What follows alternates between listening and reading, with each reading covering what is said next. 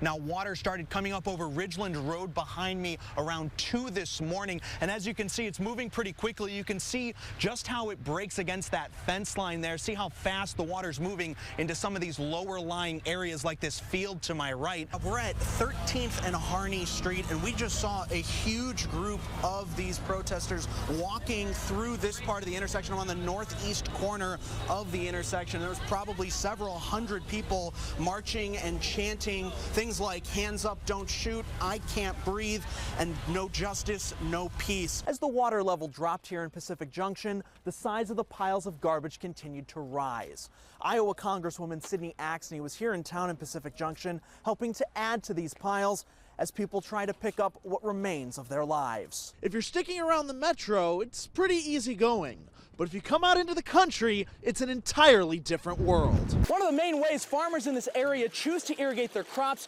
is through gravity or furrow irrigation. This labor-intensive process takes a lot of effort, but you can actually get water pretty easily. As salvage and cleanup efforts give way to the recovery effort, one question every resident of Pacific Junction must ask themselves: is it worth it to stay? John, Melissa, every home should have received 2 carts like these. The black-top ones are for trash and yard waste, while the green-topped ones are for recycling. As they're getting their license and registration ready in preparation for a ticket, the officer will come by and hand them an envelope with a $100 bill inside. Husker fans are out in droves to show their support and meet the team, while maybe getting a few autographs along the way.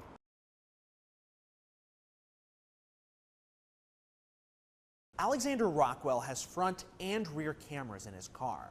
When he told Cass County deputies that a man pulled a gun on him, the video on those cameras helped deputies make an arrest. He's pointing a gun at the back of my trunk. A normal drive home takes a frightening turn on Highway 75 near Plattsmouth.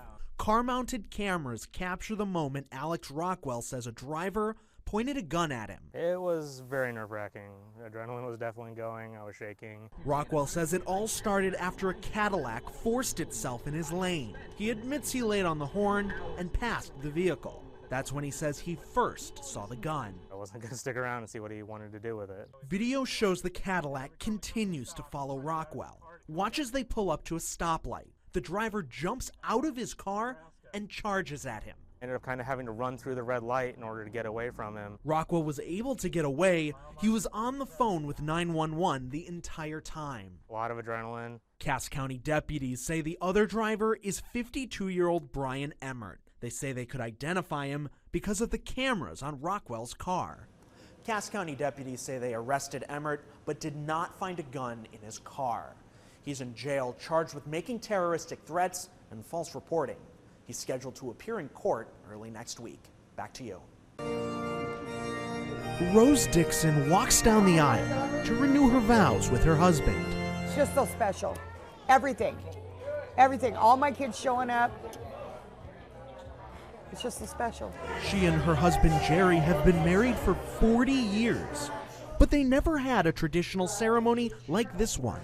She got pregnant with me when she was 16, and they had a quickie Justice of the Peace wedding, and then they had 4 daughters and a son, and so their life is revolved around us and all their grandkids. The phrase "in sickness and in health" means more to this family than most. Jerry recovered from a brain aneurysm, and now Rose is battling cancer. We found out about 7-8 months ago it went to the esophagus, and it's continuing to grow. So the family set out to give their mom and grandmother the wedding she always wanted. They posted on Facebook looking for a wedding dress and found so much more. There's just really no words to describe. We call Christy our guardian angel. Event planner Christy Blankenship saw the post and set out to help make the family's dream a reality. I said, is there anything that I can do to help? So I reached out to my network of vendors and I said, is there anything we can do to make this day special for these people? The result? Everything. From the venue to Rose's dress, it was all given to the family for free. The entire ceremony was set up in just 2 weeks. It meant the world to my mom. I know that, and I know it meant the world to my dad. Yeah. So, and I know it means the world to my sisters and I. Yes. Nobody deserves to have cancer, but then when you find the sweetest people, you think it's just so unfair that those are the ones that have to get it, you know? For the family, It's a moment to cherish with someone who means so much to them. We know one day that she's not going to be here, but today she is. And today she's smiling, and today she's happy, and today she's having fun. A day Rose will remember forever. It's a dream. I'll go home and I'll dream tonight about all of this, everything that everybody has done. And I will never forget it, ever. In Papillion, Nick Amatangelo, KETV Newswatch 7.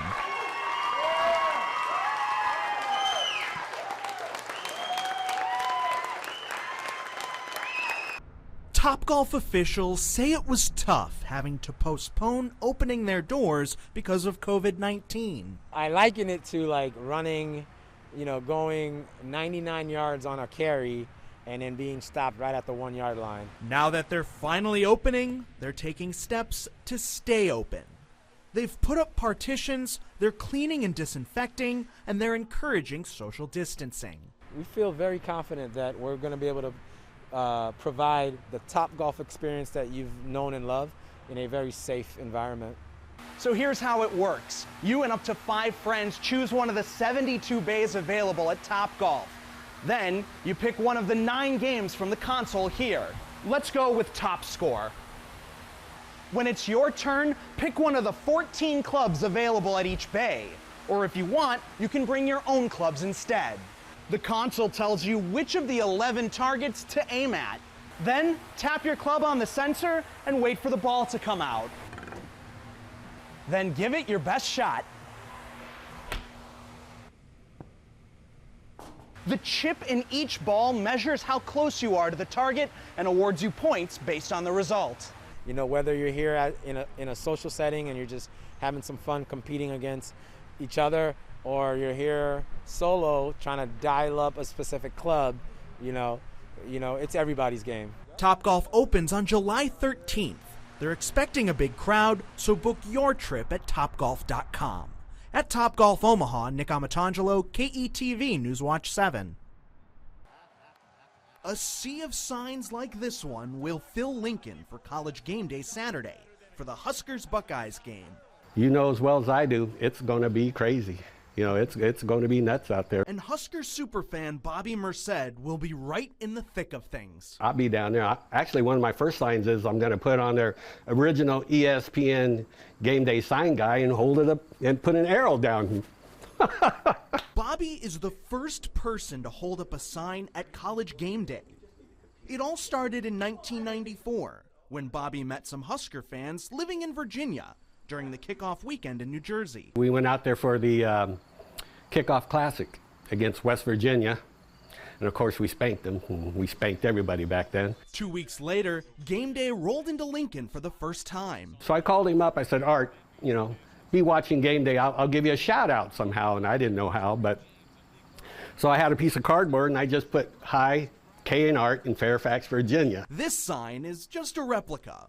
The original one was thrown away after campus police politely asked him to leave. So I go, okay, man, no problem. So I rolled it up, put it in the nearest trash can, and I went into the game, and that was it. At least until a 2013 ESPN special on Game Day signs where Bobby recognized a familiar face. The intro was, look at all these signs, but here's the guy that started it all. And here I am walking across the field there, and I'm going, that's me. Bobby came forward and ended up on the College Game Day stage later that year. It was starstruck. It was, Lee Corso was one of the, him and Tom Osborne, man, are the two classiest couple of legendary coaches. An important part of the College Game Day culture coming from the Nebraska faithful. Here we are. The first sign. In Lincoln, Nick Amatangelo, KETV Newswatch 7.